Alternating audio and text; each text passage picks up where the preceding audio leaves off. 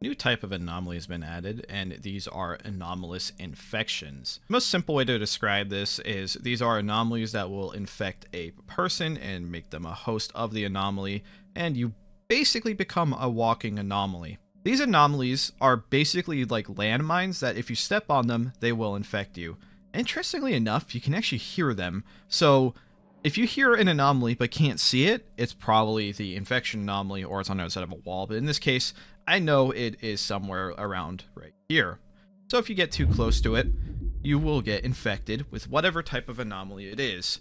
And you will get some really cool visual distinctions and effects depending on which anomaly you're infected by that will let you know what you just got infected by. In case the visuals aren't clear enough, you'll even get chat messages of saying what it is. So in this case, you can feel the insane flame inside of you. You became the host of a pyroclastic anomaly.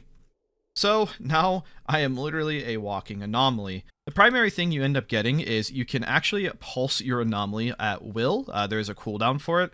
And since you are literally an anomaly, you can be scanned and treated as if you are just an anomaly. So if a scientist gets infected, they could actually self-treat themselves basically to deal with this and actually get point output. If you hook up to an anomaly vessel, you will actually generate points for science. So a scientist getting infected is actually pretty important. If some random person gets infected, they may need a treatment. So I'm a pyro anomaly. If I release my energy, I will set other people on fire and myself and will burn a little bit.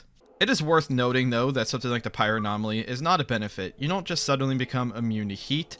However, you could do something like wear like a fire suit or heat-resistant armor and potentially use it as a way to explode on top of people whenever you want. So I showed that you can manually pulse, but you also pulse at the set timer. So again, just another indication that this isn't always that good for you. And I literally shot out fireballs and almost destroyed the ape. Thankfully, it wasn't a higher severity. So just another indicator that you need to be very careful with this, and I would burn to death right now if I didn't cheat. And just like a normal anomaly, you can actually self-treat yourself or just get something to help you. So I need to hit myself with Zeta particles if I don't want to be growing. And if you just make the anomaly decay, it will basically cure the host of their infection. And once it is done, you'll get a message saying the abnormal activity within you disappears without a trace. And this is also worth showing. If you were to go super critical as an anomaly host, things are not good for you. Once the severity of an anomaly actually hits 50%, you'll get a message in your chat bar saying that you feel that the anomaly is taking over half your body.